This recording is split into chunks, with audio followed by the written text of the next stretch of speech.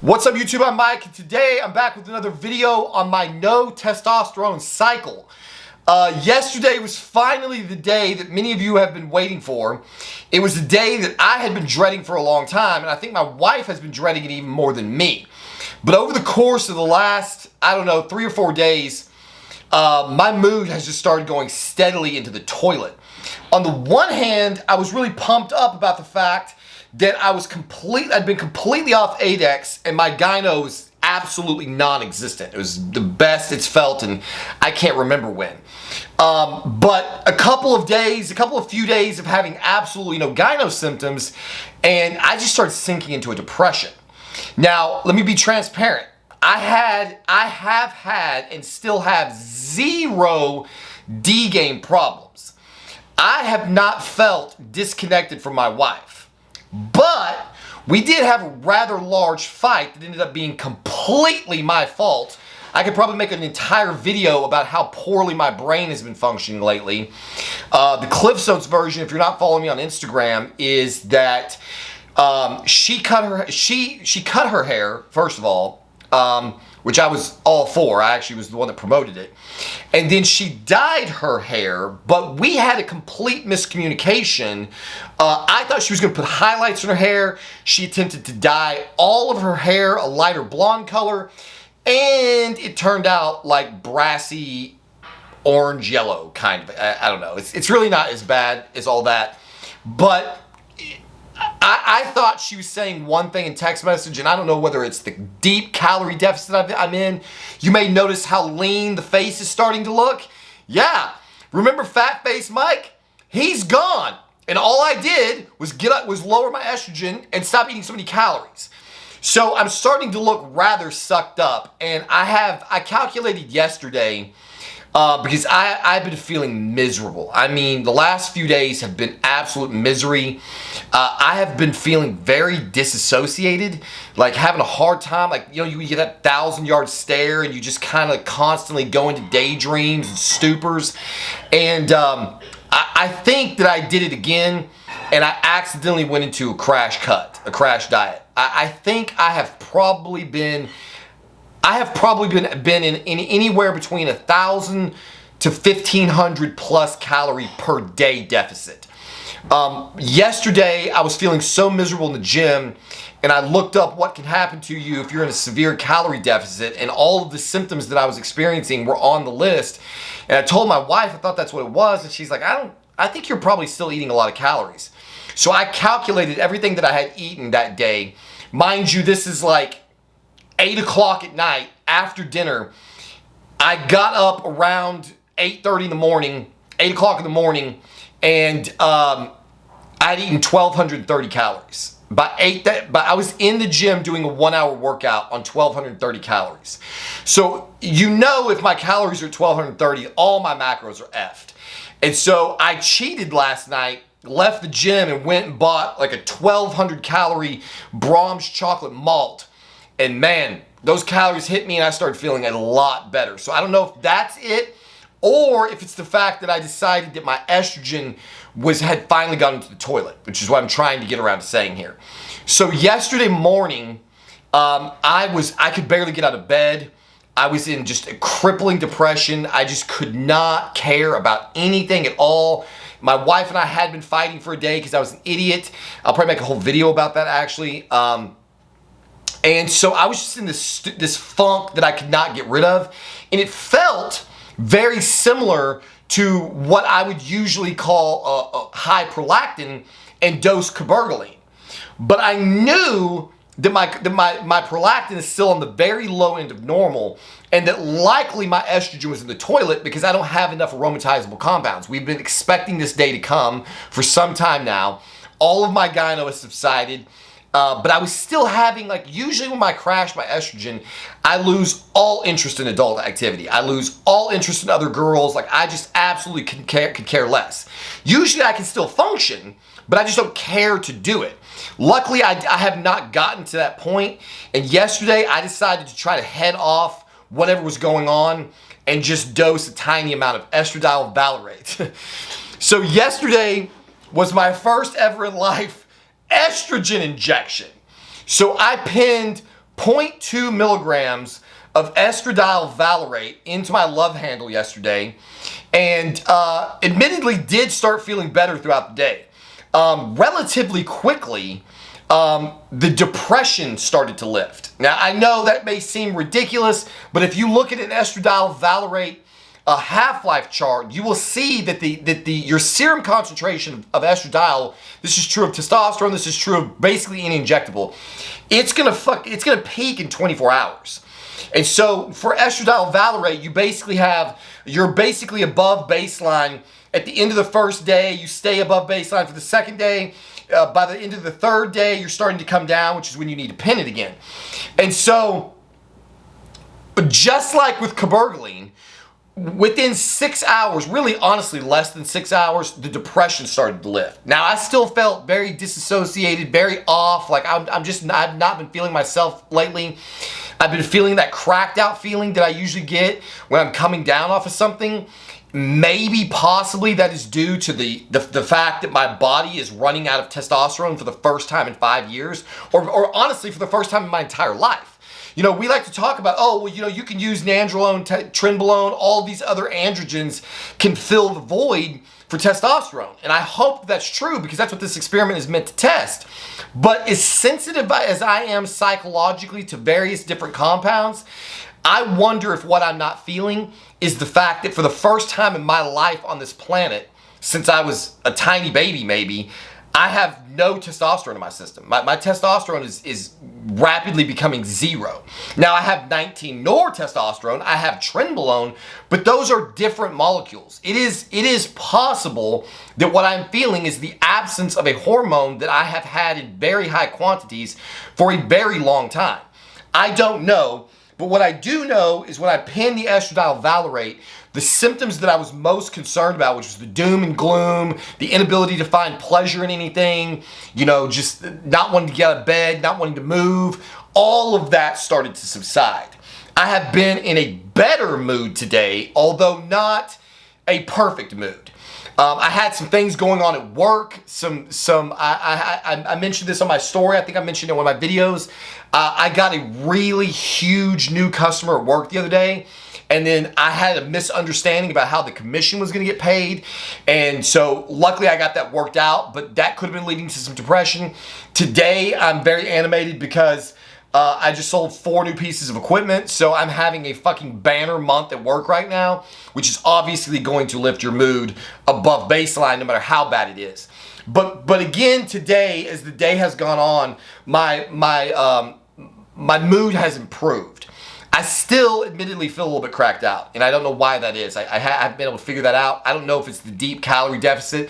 When I first sat down here and looked at my face in the camera, I'm like, wow, like this is starting to become a lot. If you follow me on Instagram, you saw the pictures that I posted yesterday. I'm really starting to lean out rapidly. The cuts in my abs and my back, basically all over, are getting much, much deeper. I have a vein in my lat. I may post a picture of this later. I have it on my phone. I just haven't posted it. It is freaky. There's a lateral vein that runs straight across my lat right here, and it sticks out off of my body so far. It is bizarre looking. So I'm really getting really peeled for the first time. This is probably about as lean as I ever get. I have tried to cut a few times, and usually by the time I get to this point, I'm suffering on my diet to the point, and I'm not feeling good, and my workouts in the gym are not strong, and I start panicking about the number on the scale. Like, for example, I'm down to 202 pounds. It's going to be psychologically challenging when that number, if and when that number falls below 200. Because that's been a huge thing for me. I always just want to be more than 200 pounds. For whatever reason, that's like my benchmark. I'm hoping that I will get to a place where, let's say I'm 198 in the morning and 200 at night, and at that weight I'm still as lean as I want to be. That would be ideal. I would love to be able to be as peeled as I want to be and still over the 200 pound mark. But honestly, I don't think it's going to happen. I think it's going to take more than that. I'm probably going to need to lose probably another 5 pounds of actual, now when I say 5 pounds, I mean 5 pounds of actual, fat tissue, not just like water and stuff, to get as peeled as I want to be. It may be more than that. I don't know. Maybe I'm delusional. I've never really tried to push it this far. But the point of this video is not to go into my cut. It's to talk about the fact that thus far, despite the fact that I felt like pinning Estradiol Valerate was going to be a total cluster. I joked with my wife when I put it in that it was burning. It was not burning. I have not felt it at all. I did feel the only side effects that I've had so far post estrogen injection is I was having lots of body temperature swings yesterday. Like I was basically on fire all day long. And I confirmed that it was just me. It was nobody else in the house. This happens a lot with me on when my estrogen is going up and down. It causes massive hot flashes at night. And pinning it yesterday, I just seem to be having them like nearly constant. Usually they just come on and then go away. This felt like one prolonged hot flash. Like I was just hot all day long. I was sweating my ass off in the gym yesterday. I'm noticing no gyno today. So the addition of the estradiol was clearly, so far at least, it's not like instant active. So far it doesn't seem to have been enough to push me over the limit. D-game was extremely operational last night. I've been having some of the best D-game that I've had in a very, very long time. So that is a welcome change because there was so much disaster beforehand. That was my biggest fear with crashing my estrogen and then re-administering estradiol, is I was afraid we were going to start that whole broke D-game situation again. Luckily for me, in the past, historically low estrogen does not break my D. It just breaks my brain. It breaks my desire. I'm usually fully functional. I just don't care to use it. And so far, we have not gotten to that place. I don't know if that's because my estrogen didn't fully tank, like maybe it was low end of normal, or maybe my wife was suggesting that maybe there's some lag. So, maybe your estrogen actually reaches 0 on Monday, but you still have the estrogen that was previously there is still bound to the receptor, and so it could take some time after you officially serum out before the activated receptors basically turn off. So there could be some lag between where your serum concentration is and your actual functionality. Hopefully, if that's the case, by administering the estradiol yesterday, possibly before I actually needed it, will cut off that trough. So the amount that I injected yesterday, if I was to do it in one single dose and never again, would only bring my level from like 0 up to 12 picograms per milliliter, which is the very bottom end of normal. If I continue to pin it every 3.5 or 3 days, then assuming I have a 0 level, that would put me in about the 22, 25 picogram range. I'm predicting that between the HCG at 500 IUs 3 times a week and the nandrolone at 300 milligrams per week, that I have some amount of aromatizable compound there that is actually turning into estrogen. So if I've got 5 or 10 picograms naturally or endogenously, and then I exogenously add another 15 to 20, then that should stabilize me right in the middle of the range where I want to be. It's definitely going to be an experiment. So I'm probably, if I don't start developing gyno, I did admittedly have a crying spell last night. A good friend of mine that I went to high school with died in Baghdad, Iraq on September 7th, 2004. And it's one of those things that I just kind of like don't think about, because every time I do, I get emotional about it. And my wife and I would come back from the gym last night. We were talking about some war, Afghanistan or something, I don't remember, and then Chad popped into my mind, and I fell apart, dude. Like, I looked up his obituary again. Every time I see that picture of his face, I just completely come unglued, and I made the mistake of looking up his daughter. He's just got a beautiful, beautiful daughter that just graduated college at Texas A&M, and I was a basket case for like half an hour. So there's clearly some emotionality in me, But prior to that, trying to test whether or not my estrogen was in the toilet, I was at the gym playing like a laundry list of various different songs that tend to engage an emotional reaction in me, and I just could not connect with any of them. They were just like background noise. So I think when you bring in all of the pieces of the puzzle, there's a lot of evidence to suggest between the depression, the emotional ability, the lack of care, the lack of drive. There's a lot of things, you know, no gyno, no testosterone. There's a lot of markers that would predict that my estrogen is in fact low, normal, or crashed. And so I'm going to continue to experiment with this. If I do not develop gyno or intense emotionality over the course of the next 2 days, then I am probably going to dose 2 milligrams again and see what happens. If at any point I go high, then I'm either going to have to spread out the intervals or shrink the dose. So in order for me to pin 0.2 milligrams of estradiol valerate, that is 4 units on an insulin pen. So at that point, that's very easy to dose. It's very, very easy to dose 4 units.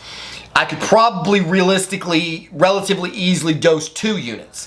Once you get down to trying to dose a single unit on an insulin pen, especially with oil, is very, very difficult to do with any kind of accuracy. I know because we've tried to do that with my wife. It is when she was trying to take T, we were trying to give her this teeny little amount of testosterone, and when you get down like that, it is very, very difficult to do.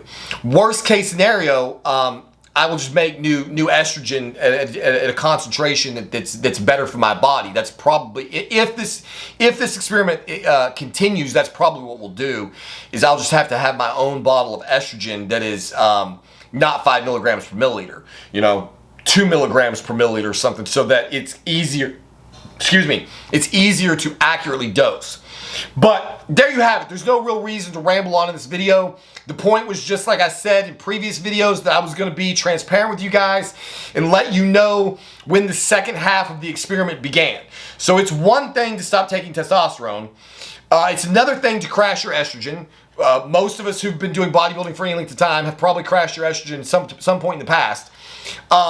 It's a whole new ball game when you crash your E2 and your solution is not pop a D-ball or, you know, inject a bolus amount of testosterone or hammer a huge shot of HCG to bring back aromatase. The solution that I've chosen to undergo is literally injecting myself with estrogen. It is a very, very weird thing to do. It feels very awkward. It just feels wrong in every way. But that's really just, you know, that's really just an idiotic thing to think about. Like there's no reason to be concerned about it. Somebody, I can't remember who it was, maybe it was Kowalser, but I don't want to put words in his mouth.